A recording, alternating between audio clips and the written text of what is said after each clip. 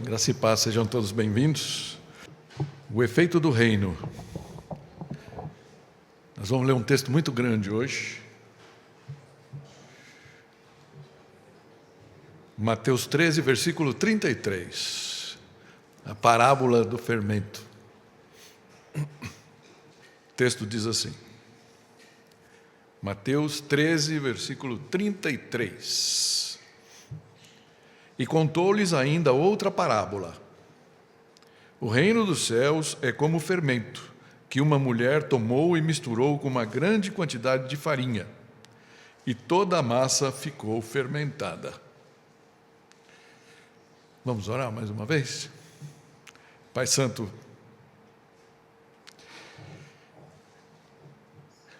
como é bom, Pai, saber que o Teu reino trabalha algumas vezes independente de nós. Tudo está sob o Teu controle, sob o Teu comando. Por isso, nesse momento, ó Pai, dá-nos a abertura de coração, de mente, e fala, Pai, aquilo que o Senhor tem no seu coração. Transmita nesse momento, ó Pai, e usa esse pregador, ó Pai, nesse momento, para transmitir aquilo que o Senhor já determinou no seu coração. E que a gente possa acatar isso como vinda de Ti, Pai, e não de nenhum ser humano. Em nome de Jesus, Pai. Amém. Amém? Em 1949, a China contava com mais ou menos 3,5 milhões de cristãos.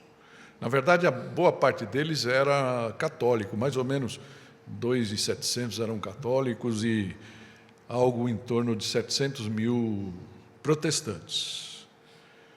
Naquele ano, porém, aconteceu uma coisa na China que mudou bastante coisa. Foi o ano da Revolução Comunista. Foi vitorioso, né? O Partido Comunista que surgiu ali. E o ateísmo se tornou, digamos assim, oficial, como uma política oficial do governo, o Estado ateu, diferente do Brasil, que é um Estado laico, né? Certo? Que não é um Estado religioso, mas tem abertura para todas as religiões. Um Estado ateu é um Estado sem religião. Nos anos seguintes, os missionários estrangeiros, se contabiliza mais ou menos 6.000 missionários que existiam na China naquele momento, foram expulsos e as igrejas foram submetidas a um controle cada vez maior do Estado. E a partir da chamada Revolução Cultural, né, com Mao Tse-tung, né, a gente estudou aí muito na escola, que durou mais ou menos 10 anos, toda atividade religiosa foi proibida. Igrejas foram fechadas ou destruídas, líderes foram perseguidos, e a estrutura que aparentemente sustentava o cristianismo foi desmontada. Qualquer um que observasse naquele tempo a China poderia concluir, é uma questão de tempo, o cristianismo vai desaparecer do país. Mas, graças a Deus, isso não foi o que aconteceu. Décadas mais tarde, quando o governo percebeu que não fazia muito sentido aquilo, ele começou flexibilizar um pouquinho as restrições sobre o cristianismo e outras religiões também, o mundo assim descobriu perplexo que o cristianismo não havia desaparecido. Ao contrário, ele tinha crescido de uma forma muito vigorosa, embaixo de toda a opressão, né? Passou-se a falar de dezenas de milhões de cristãos na China, a ponto de que em 2018, mais ou menos, se falava de 38 milhões de protestantes. Há estatísticas, né, que a gente não pode comprovar, que falam até de 100 milhões de cristãos que foram encontrados quando os números puderam ser mostrados. E aí a pergunta que fica é como isso aconteceu? Como isso aconteceu? Talvez essa pequena parábola que a gente acabou de ler aqui, juntos, possa nos ajudar a entender melhor esse fenômeno. Parece que Jesus escolhe, e nesse caso ele escolheu uma imagem extraordinariamente simples, o fermento, né? Acho que todo mundo conhece o fermento e suas características, mas para poder mostrar como o reino funciona, qual é o processo, como é que o reino de Deus realmente atua no meio do mundo e no meio dos humanos, né?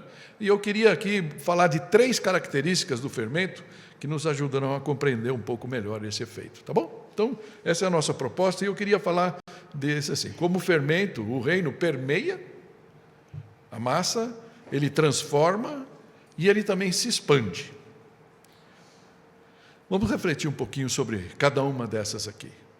Começando pela primeira, ele permeia. O texto fala, né, que o reino dos céus é como o fermento que uma mulher tomou e o que ela fez? Ela misturou. Ela misturou na massa. Se você tem uma Bíblia Almeida, fala que ela escondeu na massa, mas é mais ou menos isso, né? Você esconde na massa e praticamente não dá para ver nada. O fermento não fica na superfície, ele entra e ele mistura na massa, e é interessante que quando a gente pensa na proporção de fermento comparado com a proporção da farinha, é mínima. Ela é mínima. Ele realmente, então, eu gosto do termo se esconde, né? Porque você esconde o fermento dentro da farinha ali, dentro da massa, e aí aquilo começa a funcionar, ele começa a atuar. E essa ação é quase invisível. Quase invisível. Você não percebe muito o que está acontecendo por dentro, né? E é interessante que eu não sei se já faz 2 meses, porque o Vinícius pregou domingo passado. A penúltima vez que ele pregou, ele falou da parábola do grão de mostarda, que se você tem a sua Bíblia aberta aí, você vai ver que são os 2 versículos antes. Muitas das Bíblias tem, na minha, por exemplo, tem lá, fala a parábola do grão de mostarda e do fermento, está junto, né? Que são 3 versículos que falam de 2 parábolas. Ali, na verdade, a diferença que tem entre uma e outra, as 2 falam no começo pequeno e uma coisa que vai crescer. Mas no grão de mostarda, ele mostra o crescimento visível, uma coisa externa, né? De quem está do lado de fora olhando, puxa, esse negócio está crescendo. Mas o fermento, por sua vez, ele mostra a atuação interna, quase invisível, ou quase imperceptível. Mas o seu efeito, na verdade, é indiscutível. Tomasa fez pão, né? Vai ter pão para vender hoje aí para a UFM, né? Quando você vê a massa lá, é uma coisa impressionante. Já está fazendo, está ainda meio pegajoso. Ali não dá para ver direito, mas, né? Está meio mole e tal, e de repente põe o fermento, tampa, e você não vê mais o que está acontecendo. E o milagre acontece quando você vai acontecendo sem a gente perceber, e depois que dá o tempo, ela tira lá o pano, a toalha que estava ali cobrindo. Está enorme aquilo, né? É muito legal esse efeito. E por isso Jesus usou, porque é uma coisa muito comum, que todo mundo poderia ver. É assim na massa e assim também na nossa própria vida. Você concorda? Queria que você pensasse um pouquinho, por 1 minuto, na trajetória que Jesus fez, porque Jesus está contando essa história e ele está falando daquilo que ele trouxe. João 1,14 afirma que aquele que é a palavra, ou o verbo, se fez carne e viveu entre nós. E vimos sua glória, glória como o unigênito do Pai, cheio de graça e de verdade. Engraçado a gente pensar que essa era a visão, essa foi a visão final de João, que escreveu o Evangelho. Depois de ter vivido junto com Jesus, ter visto tudo o que aconteceu, então ele pôde ter esta conclusão de tudo o que aconteceu. Quem era Jesus? Mas não foi sempre assim. No começo, ele não tinha essa visão. Jesus nasce em Belém, Jesus cresce numa cidadezinha irrelevante, Nazaré, não é Nazaré das Farinhas, mas é Nazaré, na Galileia, reúne 12 homens de pouca expressão, talvez pessoas como a gente, não constitui um exército, não aparece montado num cavalo branco para demonstrar poder, não declara guerra a Roma, não toma o sinédrio, nada disso. Aos olhos das pessoas que conviviam ali, que ouviam falar de Jesus e ouviam Jesus falar, era quase ridícula aquela alegação que Jesus fazia, de que o reino de Deus havia chegado e estava entre eles, e que ele tinha alguma coisa a ver com isso. Então, não tinha um impacto. Onde estava o impacto disso que Jesus estava falando? Quem podia notar? Mas o fermento já estava ali na massa, já tinha permeado a massa e estava começando o efeito. O reino de Deus não precisa estar nas notícias, não precisa de gente falando para começar a transformar a realidade onde ele está. E assim com todo aquele que se encontra com Cristo. Acho que vários de nós poderíamos testemunhar isso. O reino não chega simplesmente para acrescentar uma capa de religião. É um equívoco quem pensa que é possível tratar Jesus burocraticamente. Colocar em mais uma gavetinha do armário. Porque se Jesus chega mesmo ao coração, é inexorável, ele vai fazer mudanças ali, a gente vai falar disso, né? Então, quando Jesus entra, ele começa a reivindicar seu coração, seus afetos, sua vontade, seus valores. Mas como isso vai acontecendo? Paulatinamente, quase de uma forma imperceptível. Por isso, nós podemos até afirmar, que está ali nesse quadrinho, né? O fermento pode ficar escondido, mas os seus efeitos não. Não dá para ficar efeito. E por quê? Porque ele transforma.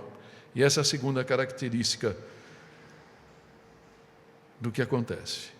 Não sei se aconteceu com você, aconteceu comigo, não porque eu seja melhor do que ninguém, mas ao longo do caminho, algumas pessoas que me conheciam, de quando eu era quase molecão, eu me converti com 22 anos, e de repente você encontrava uma pessoa que fazia muito tempo que você não encontrava, ficava batendo papo, você mudou, né? Você está diferente. O que era até surpreendente para mim, né? Porque para mim eu não tinha mudado, né? A gente se sente igual todo dia, a gente se vê todo dia, acorda com a gente todo dia, olha no espelho todo dia, várias vezes, né? Então a gente não percebe a mudança. Mas o fermento está fazendo o seu trabalho. Por isso, né, nesse grande texto que a gente leu, ele vai falar lá na frente que o fermento entra, a mulher mistura ele na massa e toda a massa ficou fermentada, toda a massa foi levedada. Como o fermento, o reino de Deus cresce silenciosamente, transformando tudo ao seu redor. Não tem um pouco da massa, né, que fica lá, ele vai acabar tomando conta de tudo. O seu primeiro alvo é o nosso coração, o meu e o seu. E como ele age? Mudando a nossa própria essência. E eu pus aqui, muda a nossa essência. Estava vendo a camisa do Davi? Como é que fala aí, Davi? Eu preciso a essência de Cristo, né? Todos nós temos uma essência.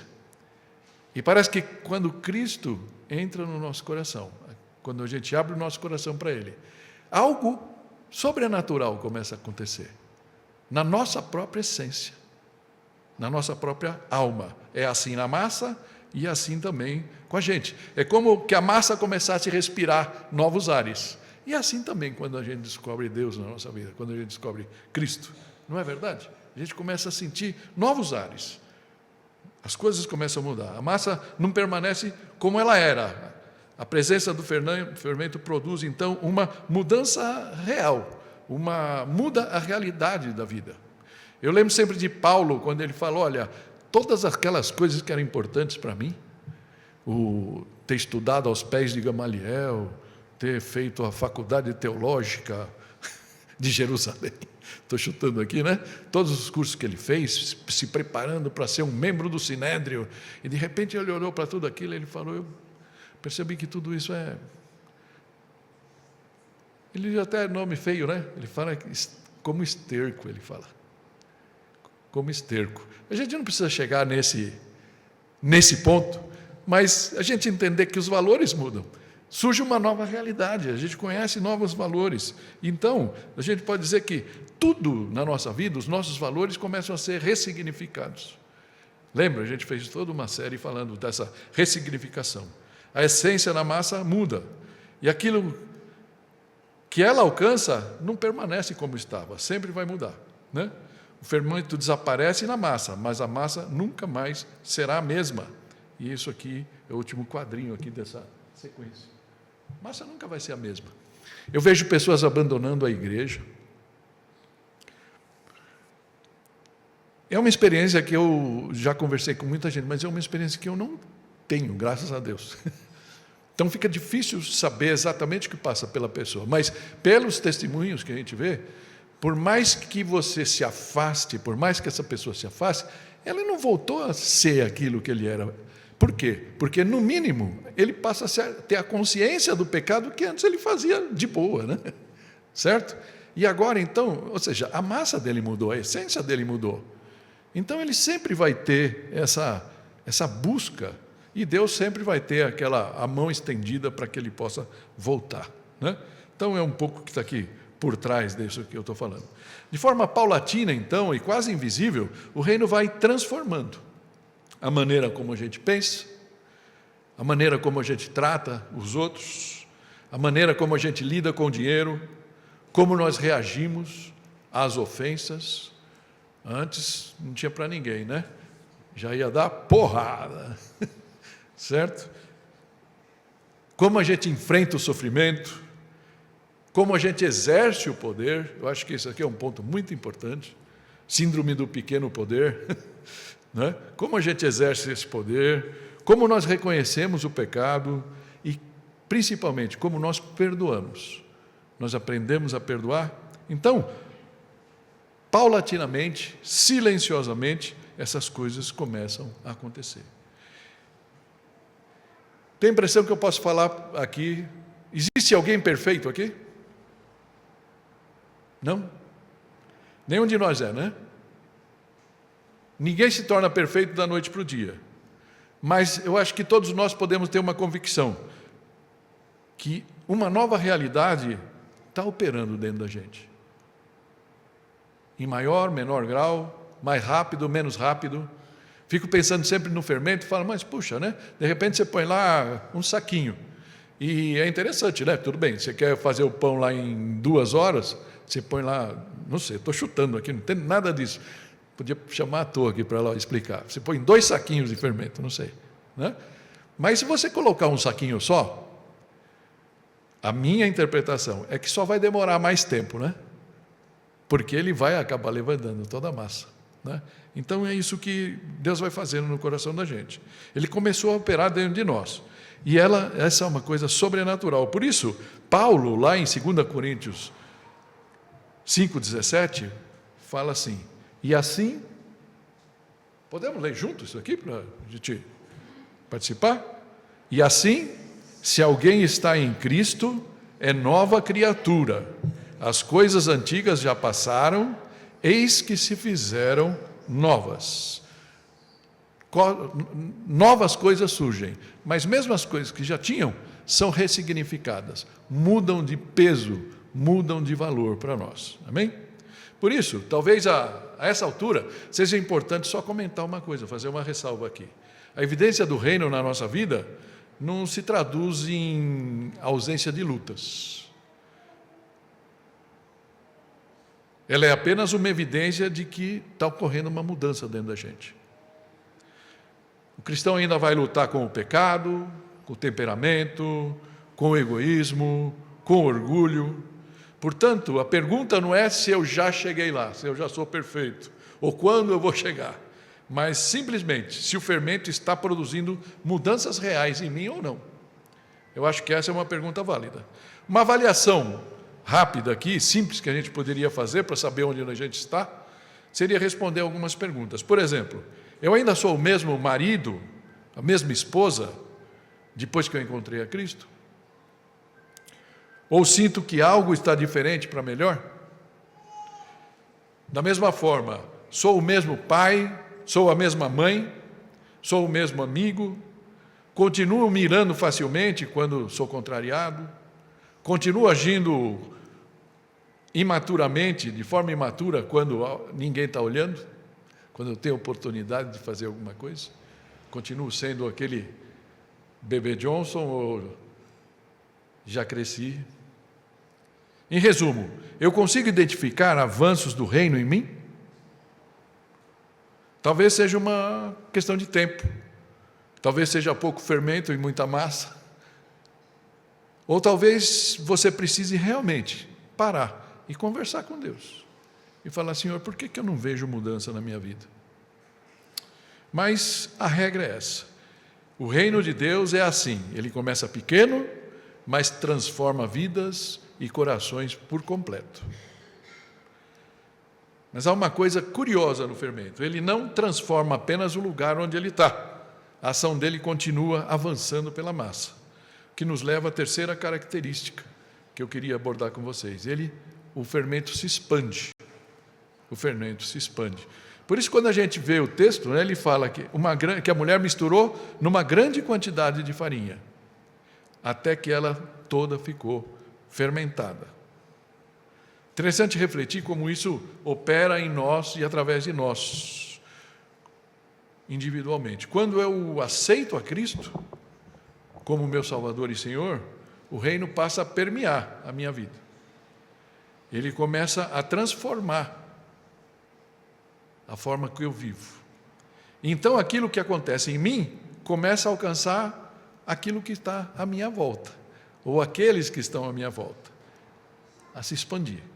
E é justamente aqui que nós poderíamos dizer que o reino é contagioso. Faltou isso daqui. Quando o reino de Deus está presente, ele se expande, como o fermento na massa, tocando vidas e transformando corações. Né? E eu posso dizer que o reino é contagioso. É ruim a gente falar disso, porque com a Covid, né, a gente ficou meio assustado com alguns termos. Né? Talvez a melhor coisa que aconteça aqui é uma espécie de contaminação, mas vamos falar de contágio. O contágio, mas não é um contágio do mal, é um contágio do bem, é o bom contágio do Evangelho, certo? Então, aquele que foi transformado começa a ser parte desse processo pelo qual o reino se expande e alcança outros. Se a gente pensar de novo em Jesus, ele morreu na cruz por nós, ressuscitou, foi elevado aos céus, e ele deixou mais ou menos 120 pessoas. 3 anos, ele fez uma igreja, mais ou menos 120 pessoas. A partir de Pentecostes, aquilo meio que pegou fogo, né? A expansão começou por Jerusalém, para toda a Judéia, depois Samaria, e daí até os confins da terra. E como a palavra retrata isso? Ele começa a ocorrer através de vidas contagiantes. E é interessante, eu queria trazer aqui, através de vidas contagiantes, o contágio acontece. O começo da igreja, Atos 2, faz uma descrição dessa igreja contagiante, que é muito legal. Diz assim, né? Dos versículos 42 a 47, fazendo uns saltos, né? Ele vai falar: eles se dedicavam ao ensino dos apóstolos e à comunhão, ao partir do pão e às orações. Todos os que criam mantinham-se unidos. Talvez isso seja importante para nós também. Eles se mantinham unidos, todos os dias continuavam a reunir-se no pátio do templo, ou seja, fosse na igreja que eles tinham, tá? Mas partiam também um pão em suas casas, ou seja, as reuniões em casa, as células, isso acontecia, era muito dinâmico. Não é? E juntos participavam das refeições, com alegria e sinceridade de coração, louvando a Deus, e aí eu estou frisando justamente isso, tendo a simpatia de todo o povo. O povo fora do movimento, não alcançado ainda, fora da massa, olhava aquilo e falava: o que está acontecendo com esse povo? Eu quero conhecer, eu quero saber o que está acontecendo. Né? Então, e o Senhor ia acrescentando todos os dias os que iam sendo salvos. Esse é o mecanismo. É assim que o fermento funciona. Eu sei que tem muita passagem na Bíblia, e vocês vão ver muita coisa em comentários ou na própria internet, falando que o fermento é do mal. Né? A Bíblia explica a própria Bíblia, mas Jesus mesmo usou falando do fermento, que o fermento dos fariseus, por exemplo. É a conotação, né? O veneno, as coisas assim. Mas aqui Jesus está falando do princípio. Como o fermento é neutro, né? Nessa situação. E ele expande. Tá? E ele foi expandindo até, para ver o fermento funcionando, que Atos 17,6 tem uma coisa pitoresca até. Numa cidade que agora me esqueci qual era, Paulo e Silas estavam lá, quem lembrar me fala, né? Eles estavam, e aí eles começaram a falar, o fermento funcionando, foram envolvendo tanta cidade, e a cidade começa a jogar fora os seus ídolos, e aí falaram, não, isso aqui precisa de um paradeiro. Então, os judeus, com inveja, colocam o pessoal para fazer uma greve lá, uma coisa. E então, Atos 17:6 fala assim: arrastaram Jason, porque eles tentaram achar Paulo e Silas eles não conseguiram encontrar, então eles pegaram quem estava ali na casa e levaram para a praça pública, né? Arrastaram Jason e alguns outros irmãos para diante dos oficiais da cidade, gritando: esses homens que têm causado alvoroço por todo o mundo, olha o fermento funcionando, agora chegaram até aqui. Fermento espalhando e alcançando pessoas. Muito interessante. O reino entrou na história por meio de Jesus, mas depois passou a avançar através de vidas que Jesus foi transformando. Interessante pensar. Um dos primeiros discípulos, que era discípulo de João, foi André. André, irmão de Pedro. O que ele faz? André encontra Jesus e ele vai e alcança Pedro. Pedro é alcançado, alcança sua família, até sua sogra, né? Se o Flávio estivesse aqui, ia brincar com ele. Jesus cura a sogra dele, a casa dele foi alcançada e muitos outros. Paulo encontra Cristo e atravessa o mundo mediterrâneo anunciando o Evangelho. Mas não há nada comparável ao exemplo pessoal, ao exemplo de cada cristão, como cada um funciona nesse processo. E assim o fermento vai transformando a massa e se expandindo. O que nós podemos dizer? Mas como podemos viver isso? Como sermos igualmente contagiantes? E aí o que a gente pode dizer? Não adianta, não é por carisma, alguns de nós é mais carismático, outros menos. Não adianta a gente buscar ser contagiante, mudar a nossa forma de ser, nosso temperamento para poder agradar. Não adianta a gente querer ser mais santo do que quem está à nossa volta, mas sim viver de tal maneira que a transformação que Cristo já produziu, ou está produzindo em cada um de nós, desperte as pessoas alguma pergunta sobre a fé, sobre a sua fé, sobre Cristo. E é justamente disso que Pedro vai falar lá em 1 Pedro 3,15, quando ele fala: estejam sempre preparados para responder a qualquer pessoa que lhes pedir a razão da esperança que há em vocês. Isso é sobrenatural. Uma pessoa vê alguma coisa diferente em nós e querer saber por quê. Uma vida transformada pelo reino deveria produzir esse tipo de sensação, perguntas em quem vive perto delas. Por isso minha pergunta pastoral a vocês aqui, a gente já está quase acabando, vai ser curtinho, né? É justamente essa.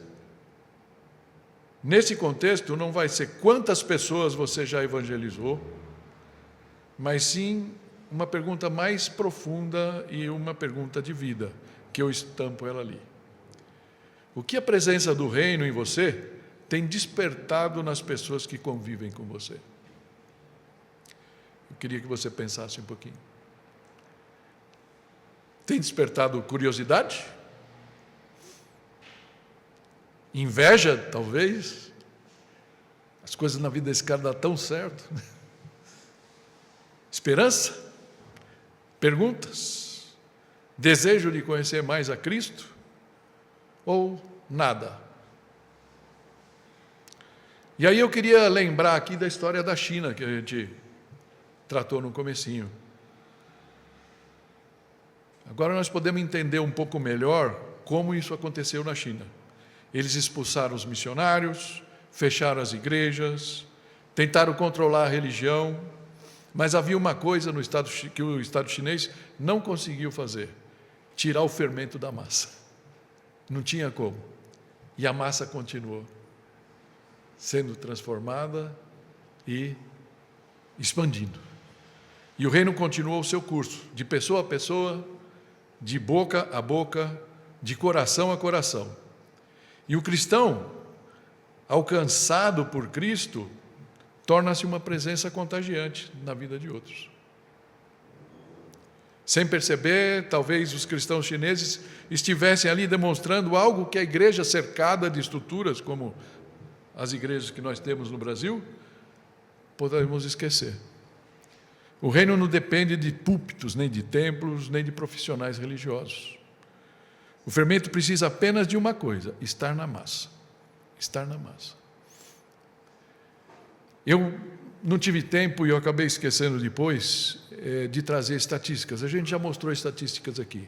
Falam que entre 3% e 4% das conversões acontecem deste momento, através de um pastor pregando. 96% a 97% acontecem por contágio. Se você for perguntar, como é que você aceitou a Cristo? Um amigo meu, um cara do trabalho, o meu primo, o meu pai, a minha mãe. É interessante você pensar nisso.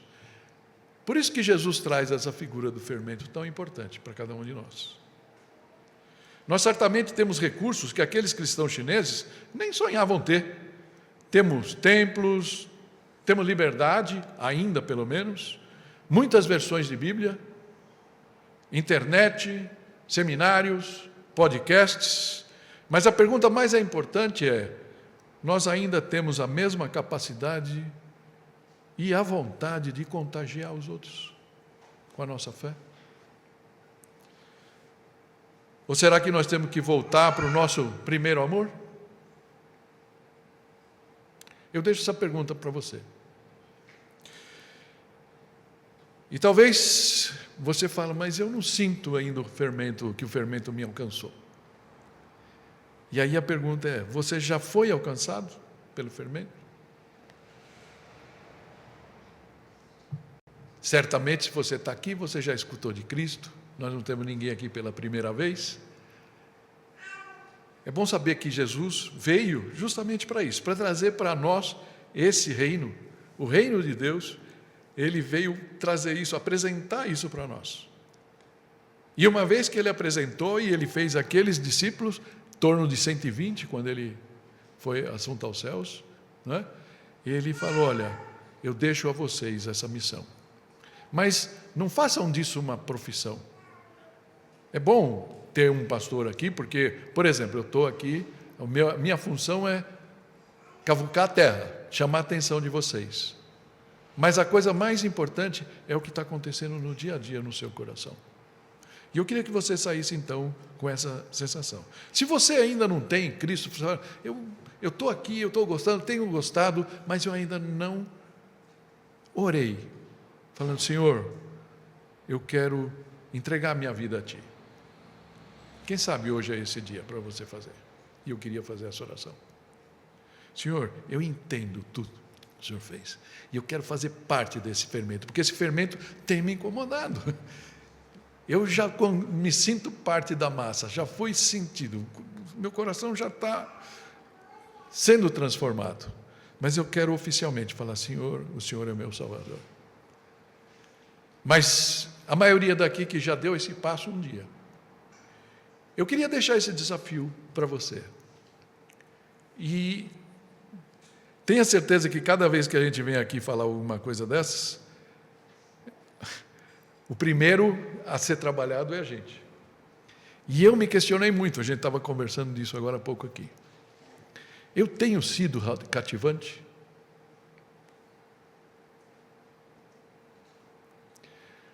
As pessoas que me conhecem têm... o meu testemunho, não quando eu falo de Cristo, a minha forma de ser, tem uma palavra que a gente não usa muito, mas suscitado, né? Dado levantado esse questionamento das pessoas: por que esse cara é diferente? Por que esse cara não xinga? Por que esse cara está sempre com um sorriso no rosto?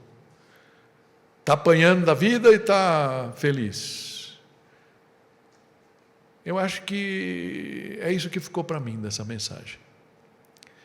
Se a gente realmente está vivendo o Evangelho, a gente não está lutando para manter o controle das coisas, a gente não está ficando ansioso porque as coisas não são como a gente está, se a gente está aprendendo a fazer aquilo. O versículo de hoje foi aquele: vinde a mim, todos que estão cansados e sobrecarregados. Acho que todos podem lembrar dele. Eu os aliviarei. Eu gosto da sequência: aprendam de mim, pois o meu jugo é suave e meu fardo é leve. E eu pude experimentar na semana, nem foi essa semana, foi na outra, umas coisas que estão acontecendo na minha vida, apertando. Eu sei que para vocês não, né? Porque a economia do Brasil está bombando, né? Mas eu senti assim, meu orçamento fazer assim. O mês fez assim, o mês expandiu como fermento.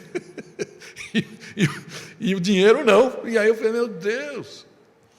E aí um dia eu orei, né? Acordei, na verdade, eram umas 4 horas da manhã, e aí eu comecei a ver algumas coisas, saldo negativo na conta. E aí eu falei com Deus. Meu Deus,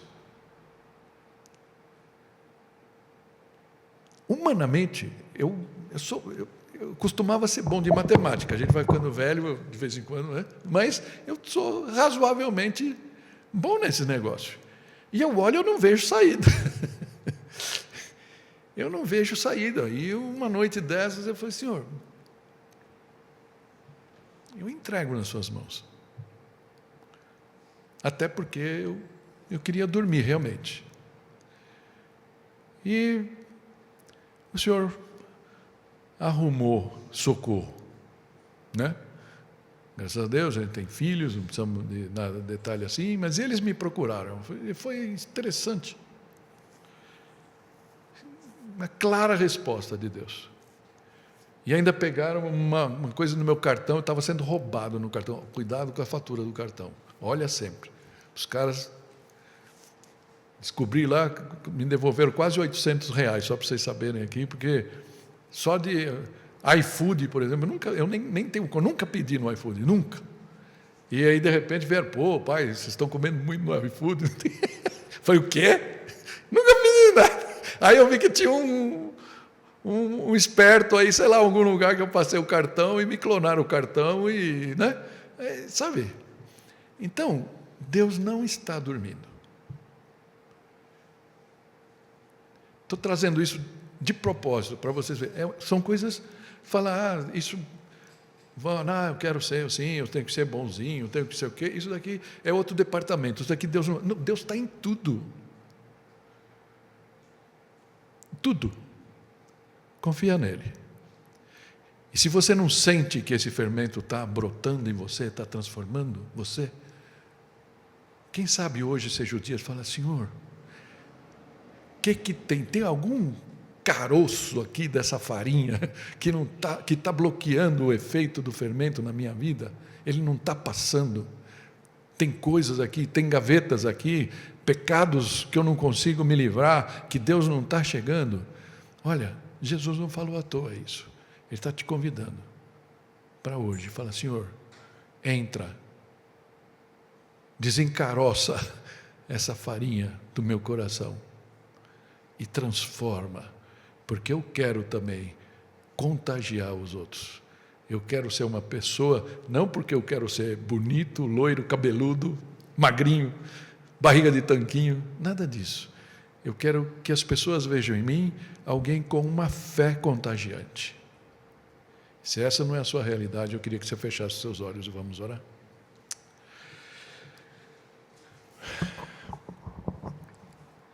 Querido Deus, nós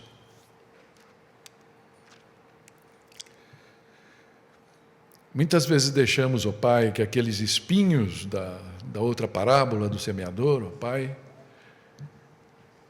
nos sufoque muitas vezes. E as preocupações da vida muitas vezes tiram de nós aquele primeiro anseio, Pai, aquela primeira alegria, Pai, que Atos 2 fala que os irmãos tinham aquela alegria e simplicidade de coração com a fé que eles tinham abraçado. E isso é que as pessoas olhavam e falavam, onde eu vou encontrar isso no mundo? Não existe, só aqui. E por isso as pessoas chegavam e o Senhor ia agregando aquelas pessoas. Será que nossa vida, Pai, está tão sisuda, tão pesada, tão cheia de Não me toques, ó Pai, cheia de razões, porque o mundo não nos ama, Senhor, e aí a sua fé, ó Pai, o seu fermento não está fazendo as mudanças que o Senhor quer fazer na nossa vida, ó Pai. Por isso, nesse momento, ó Pai, nós abrimos o nosso coração totalmente, Senhor. Perdoa, Senhor. Perdoa, Pai, qualquer tentativa nossa, Pai, de manter o controle da situação, de não querer que o Senhor se envolva na nossa vida da forma que o Senhor quer, pretende e sabe que é necessário. Por isso, Pai, nós queremos abrir o nosso coração a Ti. Se você está aqui e nunca convidou Jesus a entrar no seu coração, ora junto comigo assim: Senhor Jesus, eu me arrependo de tantos anos que eu fiquei longe de Ti. E nesse momento eu quero deixar esse fermento fluir também no meu coração. Senhor Jesus, eu Te aceito como meu Salvador. Eu sei que o Senhor pagou o preço pelos meus pecados e pelo meu resgate naquela cruz, Senhor. Aquele Teu sangue, Senhor, que foi vertido ali, ó Pai, eu sei que Ele é suficiente para pagar por todos os meus pecados. Por isso, Senhor, eu quero abrir meu coração a Ti. Faz morada nele, Senhor. Eu quero que esse fermento comece a permear a minha vida, o meu coração, e transforma, Pai, os meus desejos, as minhas vontades, o meu entendimento da vida, Senhor, para que eu possa também contagiar outros, cumprindo assim a Sua vontade. Em nome de Jesus. Amém.